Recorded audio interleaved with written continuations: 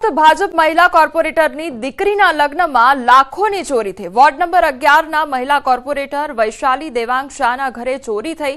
અડાજણ લાલજીનગર પાસે ગણેશ પાર્ક સોસાયટીની ઘટના, જ્યાં 14 ફેબ્રુઆરીએ કોર્પોરેટરની દીકરી શિવાની શાહના લગ્ન હતા, જેથી બેંક લોકરમાંથી દાગીના ઘરે લાવવામાં આવ્યા હતા, જેમાં 15 તોલાનો હાર, બ્રેસલેટ, રોકડા રૂપિયાની ચોરી કરવામાં આવી છે।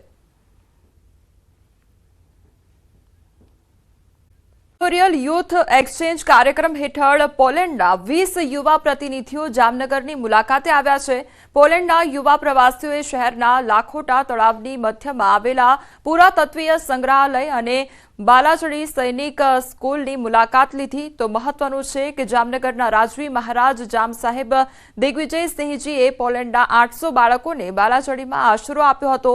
त्यारे पोलैंडना प्रवासीओ घटनाने याद करी अने पोताना पूर्वजोने फोटामां जोई भावुक थया हता। प्रवासीओमांथी एक युवतीए जणाव्युं हतुं के द्वितीय विश्व युद्ध दरमियान जाम साहेब दिग्विजय सिंहजीए जे बाळकोने दत्तक लीधा हता तेमांथी एक मारा दादाजी पण हता। मारा दादाजीने जे स्थळे आशरो आपवामां આવ્યો હતો તે જગ્યાની હું સાક્ષી બની છું। આ સ્થળ પર મારા દાદાજીએ બાળપણ વિતાવ્યું હતું। મારા દાદાજી મને હંમેશા કહેતા કે જામનગરના મહારાજાએ અમને જે આશરો અને સુવિધા આપીને જીવ બચાવ્યો તે બદલ હંમેશા તેઓના આભારી રહેશે। તમામ પ્રવાસીઓએ પણ ભારત અને જામ સાહેબ દિગ્વિજય સિંહજી પ્રત્યે કૃતજ્ઞતા વ્યક્ત કરી હતી।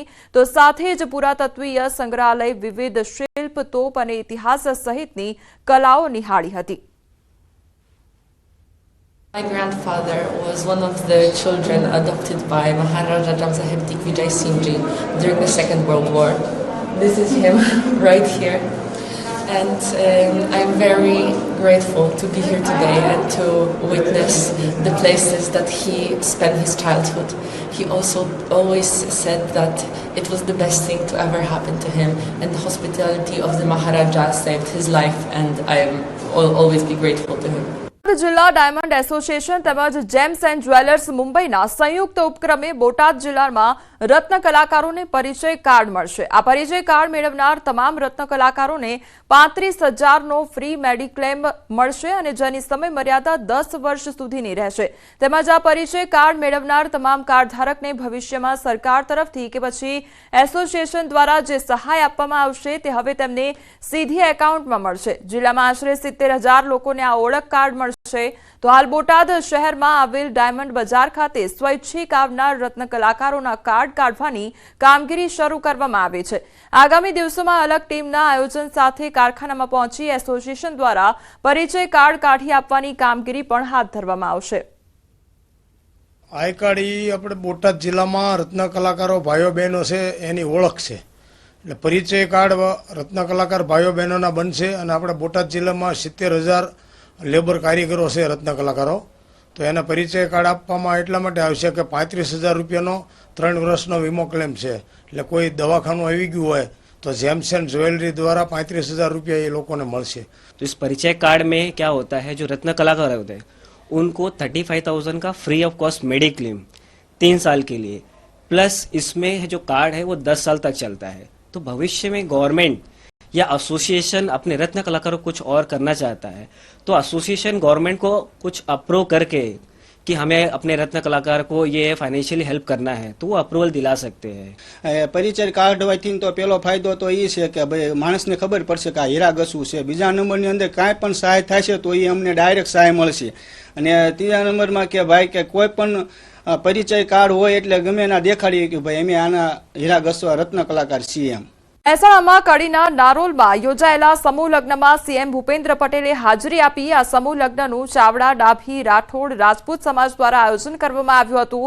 સીએમની ઉપસ્થિતિમાં નવદંપતિ સહિત સૌને ખોટા ખર્ચા દૂર કરવા, વ્યસન મુક્તિ અને કુરિવાજો દૂર કરવા સહિતની પ્રતિજ્ઞા લેવડાવવામાં આવી।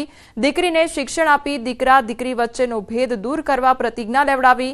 પ્રતિજ્ઞા મુદ્દે ભાજપના પ્રદેશ પ્રવક્તા જયરાજસિંહ પરમારે જણાવ્યું કે સતી પ્રથા સહિતના કુરિવાજો ક્ષત્રિય સમાજમાં વધુ હતા, પરંતુ હવે 21મી સદીમાં પરિવર્તનની આંધી ક્ષત્રિય સમાજમાં સૌથી વધુ જોવા મળી છે। ત્યારે સમૂહ લગ્નનો દ્વારા ખર્ચા ઘટે અને કુરિવાજો दूर થાય તેની પ્રતિજ્ઞા પણ લેવડાવવામાં આવી છે। આ સમૂહ લગ્નો દ્વારા ખર્ચા ઘટે એની સાથે સામૂહિક ભાવના ઉત્પન્ન થાય, કુરિવાજો દૂર થાય અંધશ્રદ્ધા દૂર થાય એની પ્રતિજ્ઞા પણ આજે મુખ્યમંત્રીશ્રીની એ ઉપસ્થિતિમાં પ્રતિજ્ઞા પણ લીધી છે અને લેવડાવી પછી ની બેદરકારીનો વધુ એક જાગતો પુરાવો જોવા મળ્યો છે. પોરબંદરમાં પાલિકાનું શોપિંગ સેન્ટર ખંડેર હાલતમાં જોવા મળ્યું છે. લોકાર્પણ પહેલા 3 વખત ખંડેર હાલતમાં ફેરવાઈ ગયું છે. માર્કેટ બન્યાના 10 વર્ષ બાદ પણ ખંડેર હાલતમાં જોવા મળી રહ્યું છે. 87 લાખના ખર્ચે શોપિંગ સેન્ટર બન્યું હતું. સ્થાનિકો સહિત કોંગ્રેસે ગંભીર આરોપ લગાવ્યા છે. પેરેડાઇઝ સિનેમા નજીક બન્યું છે આ શોપિંગ સેન્ટર. એટલું જ નહીં, લોકો તેવા પણ આરોપ લગાવી રહ્યા છે કે પાલિકાની પહેલાથી ઢીલી નીતિ હતી, કેમ કે આ શોપિંગ સેન્ટર બનાવવા માટે 4 વર્ષનો સમય લાગ્યો હતો. એવો પણ આરોપ લાગ્યો છે કે સ્થાનિક નાના વેપારીઓને દૂર ખસેડી આ શોપિંગ સેન્ટર બનાવવામાં આવ્યું હતું, પરંતુ આજે પણ લોકોના નાણાંનો વેડફાટ થઈ રહ્યો છે. હવે સૌથી મોટી વાત તો એ છે કે પાલિકા કમિશનર તો કહી રહ્યા છે કે અગાઉ હરાજી કરવામાં આવી હતી, પરંતુ તેની પ્રાઇસ વધારે હોવાથી વેચાણ થયું નથી. હવે સવાલ એ થાય છે કે આવી રીતે શું 1-2 નહીં 10 વર્ષ વીતી ગયા છતાં કેમ કોઈ નિરાકરણ ન આવ્યું. હવે નવું બનેલું આ શોપિંગ સેન્ટર ખંડેર થતા તેની મરામત માટે ફરી નાણાંનો વેડફાટ થશે તો કોણ જવાબદાર? આવા અનેક સવાલો લોકો ઉઠાવી રહ્યા છે. અને એ સાર્વજનિક પ્લોટ હતો, એમાં નગરપાલિકાએ નક્કી કર્યું જે તે સમયે જે લોકોએ હવે એ બનાવી અને 80 લાખ રૂપિયાના ખર્ચે એ બન્યું હતું. એ પછી કાંઈ થયું ને એટલે 2-3 વર્ષ ગયા એટલે વળી ફરી પાછા 20 લાખનો ખર્ચો કરીને રિનોવેશન કર્યું. મારું કહેવાનું એમ છે કે આ દુકાનો બનાવી છે ને આજ લગભગ 8 થી 10 વર્ષ થઈ ગયા. કરોડો રૂપિયાનો છે, આજની કિંમતે જોઈએ તો 12 થી 15 કરોડ રૂપિયા એ રોકાણ કર્યું છે. એ પૈસા કે ના કોઈ પ્રમુખ કે કાઉન્સિલરના ખિસ્સામાંથી નથી ગયા, એ ભ્રષ્ટાચાર કરવા માટે કરીને ઊભું કર્યું હતું. આટલું ઇન્વેસ્ટમેન્ટ કરીને બંધાવેલું બાંધકામ રેકડીઓવાળાને અને જે નાનો વર્ગ ધંધો કરે છે એને અન્ય જગ્યાએ ખસેડી અને એના રોજગાર ઉપર પાટું વર્તમાન શાસકો અને મહાનગરપાલિકાના અધિકારીઓ જેમ તેમ અત્યારે લોકોને પોતાની જગ્યા ઉપર ધંધો કરવાથી દૂર કરે છે. આ જગ્યા છે એ કેટલા સમયથી પડી છે? અંદાજે 60 જેટલી દુકાનો બનાવવામાં આવેલી છે. આ દુકાનો ભાડેથી આપવા માટે અગાઉ હરાજીથી 3 વખત અગાઉ પ્રયત્નો કરવામાં આવેલા છે, પરંતુ જે તે સમયે અરજદારોને એની કિંમત વધારે જણાઈ હશે.